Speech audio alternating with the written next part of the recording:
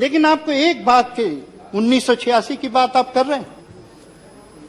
1986 میں کون سا نعرہ اور کون سا ترک جو استعمال کیا گیا تھا جس کو میں بہت خطرناک ترک سمجھتا ہوں, جو آج بھی نیچے چلتا ہے, اور یہ ترک اور ترک کو کرنے والے یہاں پر بیٹھے ہیں کہ اسلام خطرے میں ہے.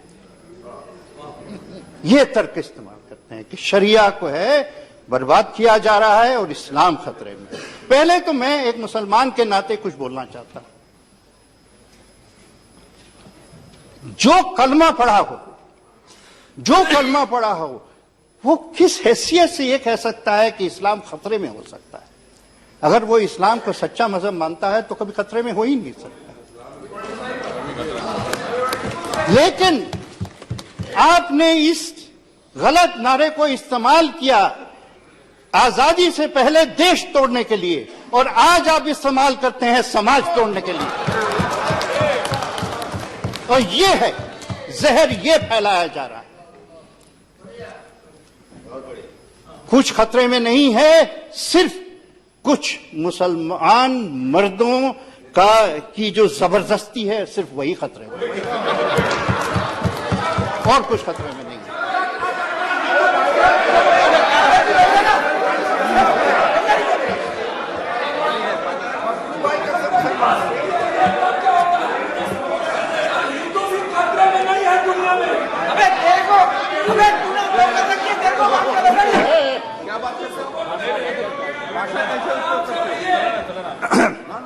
یہاں پر ہمارے کسی متر نے پرشن اٹھایا جو بہت ہی امپورٹنٹ پرشن ہے, اور وہ ہے, مجھے یاد نہیں ہے کس نے اٹھایا ہے, کہ یہ شریعہ کیا ہے, یہ شریعہ ہے کیا.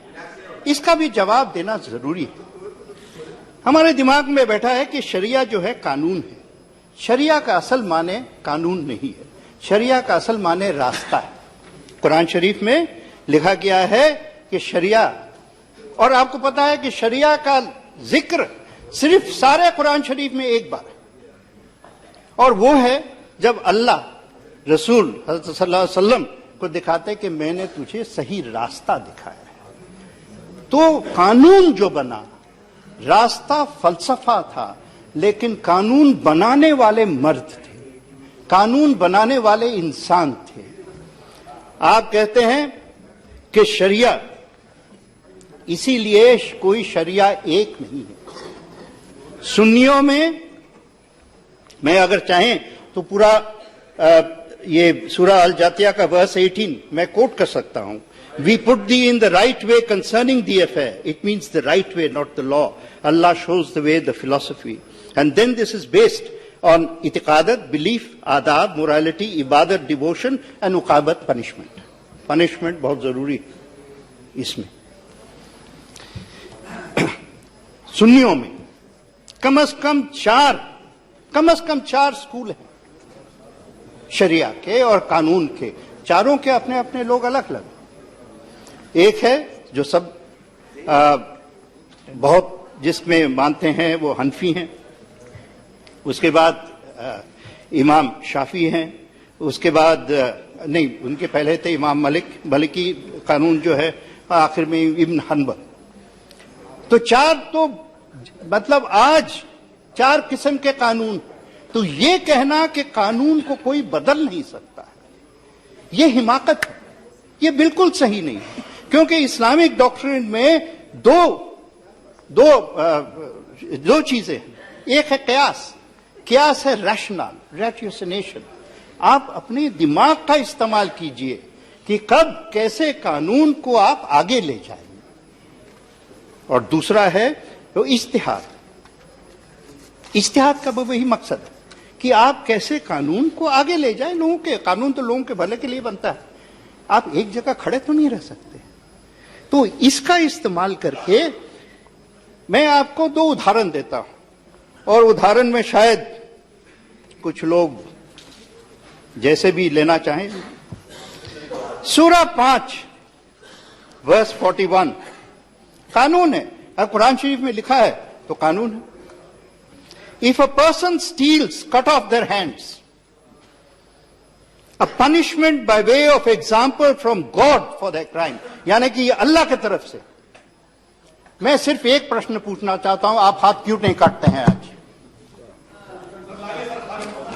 क्यों नहीं काटते?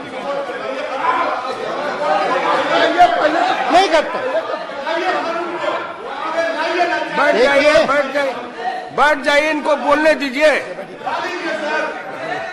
देखिए, इनकी बातें रिकॉर्ड में नहीं आएगी। ये देखिए, ये जो है ना, मैं कोशिश करता हूं हिस्टीरिया से जितना कम बात करें उतना ही अच्छा है।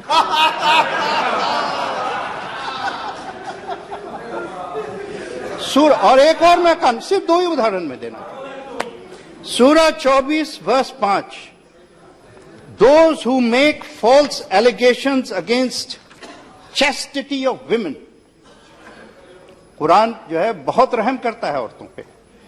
Those who make false allegations against chastity of women should be flogged 80 times, 80 कोड़े लगने चाहिए, and their evidence will never be believed until they repent. कौन कानून ये रखा है? कौन ये कानून रखा है? जहां पर मर्दों का सवाल है वहां तो आप आसानी से कानून बदल देते, और जहां पर औरतों की सुरक्षा और जहां पर उनका भला होता है वहां अचानक आपको अल्लाह ताला याद आ जाते हैं। सबसे बड़ा अच्छा तर्जुमा, सबसे अच्छा तर्जुमा अगर कुरान शरीफ का है अंग्रेजी में, मैं अंग्रेजी में पढ़ा हूं, वो है अब्दुल्ला यूसुफ अली का। अब्दुल्ला यूसुफ अली एक बहुत इंटरेस्टिंग उनके नोट्स में, इस्लाम आने के पहले जो एज था उसको हम लोग के इस्लामिक हिस्ट्री में, मुसलमानों की हिस्ट्री में उसको जाहिलिया कहते हैं। जाहिल शब्द सब जानते हैं, लेकिन वो एज जाहिलिया का है, इग्नोरेंस। वो कहते थे कि जाहिलिया की सबसे बड़ी अगर एग्जाम्पल देते थे तो वो ये थे कि कुछ लोग ऐसे थे जो खुदा का नाम लेकर उसको इस्तेमाल करके औरतों पे जुल्म करते थे, और कुरान शरीफ में सख्त मना किया गया है कि आप ये नहीं कर सकते। लेकिन लगता है 1400 साल बाद भी कुछ लोग जाहिल हैं और जाहिल रहेंगे।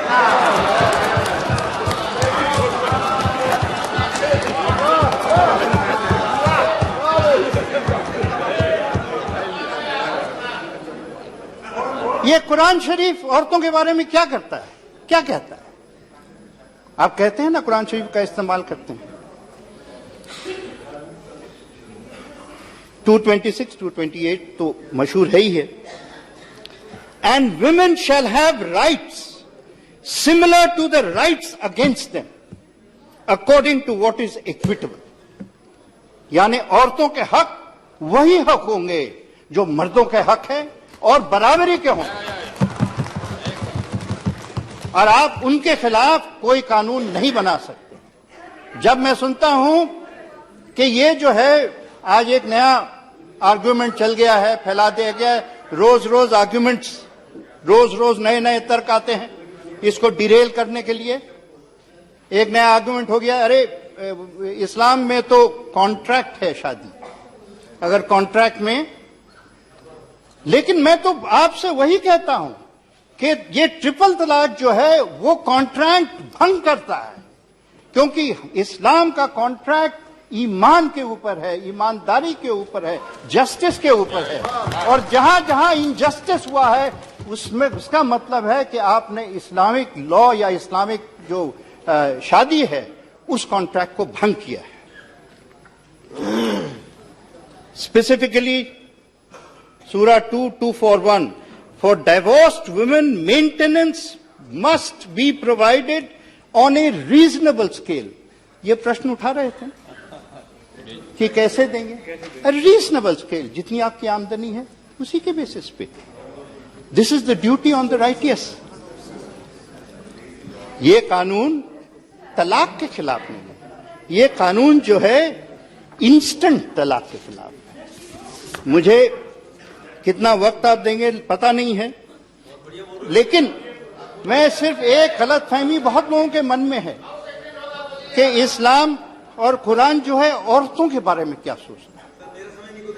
تو آپ کو پتا ہے کہ پہلا انسان جو حضور صلی اللہ علیہ وسلم کے بعد جس نے ایمان لیا وہ حضرت علی نہیں تھے. پہلا انسان تھا ان کی بیگم حضرت خدیجہ. جب گئے حضور تو اپنے بیگم کے پاس گئے اور انہوں نے پہلے ایمان لیا. حضرت علی ان کے بعد آئے اور ان کے ساتھ ان کی وہ 15 سال عمر ان کی حضور سے زیادہ تھی. وہ جو ہے ان کے امپلائمنٹ میں تھے, پروفٹ شیئرنگ کے بیسس, یعنی اس زمانے میں ان کی بیوی جی تھی وہ بزنس پرسن تھی, وہ کاروان کی بزنس کرتی تھی. حضور کو انہوں نے بھیجا کاروان پہ, پھر ان کی شہرت دیکھ کے, عقل دیکھ کے, ان کی یہ دیکھ کے انہوں نے شادی کی پرپوزل. یعنی آپ دیکھ لیجئے کہ وہاں کی سماج اس وقت کتنی ریڈیکل تھی اور ان کے کم از کم بیہیویئر کتنا ریڈیکل تھا. اور جب میں یہ سب سنتا ہوں تو ایک چیز مجھے بہت دکھ ہوتا ہے کہ یہ جو ہم مسئلے اپنے ساتھ کھڑے کر دیے ہیں یہ قرآن کے اسپرٹ کے خلاف, کیونکہ قرآن کا اسپرٹ کہتا ہے آپ عورتوں کو نہ صرف حق دو, حق سے تھوڑا زیادہ دو, اور اس کو آپ نے مروڑ کے پتہ نہیں کہاں تک کس قوم کو آپ لے آئیں, کہاں پہ اس قوم کو لے آئیں. تو ہم یہ نہیں کہتے ہیں کہ ہم جو کر رہے ہیں یا ایک قانون سے اچانک سارا سماج بدل جائے گا, کوئی ایک جادو کی چھڑی ہے کہ اچانک جو ہے سب جو ہے پاپ میں پھنسے ہوئے تھے پنیہ بدل جائیں گے, یا سب کو سورگ مل جائے گا, سب اچانک جنت چلے جائیں گے. لیکن میں ایک بات ضرور کروں گا کہ ایک کہاوت ہے یا ایک ڈکٹم ہے کہ یہ never destroy the good in search of the ideal. آج جو ہم کہہ رہے ہیں دس از گڈ, ٹھیک ہے, ایک آئیڈیل ہو بھی سکتا ہے, لیکن اس کا مطلب نہیں ہے کہ کیونکہ ہم آئیڈیل پہ نہیں پہنچے اس لیے ہم گڈ کو بھی ڈیریل کرتے. تو آج جو ہو رہا ہے میرے خیال میں یہ آج جو ہم کر رہے ہیں وہ ملک کا بھلا ہوگا, دیش کا بھلا ہوگا اور سماج کا بھلا ہوگا. ہماری ایک نئی جان آئے گی اور جس جینڈر پروگریس کی ہم بات کر رہے ہیں اس کا ایک بہت بڑا آگے قدم ہے.